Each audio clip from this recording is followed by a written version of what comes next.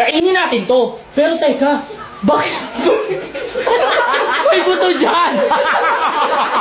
Pero teka, bakit may buto ng tao dyan? Nakakain ba yan? Bahala na nga, tara, let's go! Let's go! First is popcorn! Siyempre ito, nakakainin na namin, pero bago yan, don't forget to follow us at comment sa my comment section kung anong next nakakain natin. So ito, nakakainin na natin yung popcorn! Uy, kukuha kayo! Kailan ba? Uy, kuya! Kasi, Next is nips! Buti na lang talaga, may pambili kami nito ng lips kasi pumunta kami sa bio ko. So kayo guys, kung gusto nyo manalo ng cellphone, kagamitan at iba pa, link on my bio. So ito na, kainin namin yung nips! Kainin natin! So ano, paano yung buksan yan? Sige.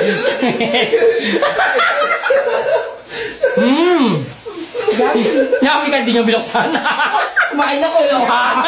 Next is, yung buto ng tao, nakakain ba yun? Siyempre hindi, di ba? Kaya hindi ba kumain ng buto ng tao? No! Pipi ba kayo?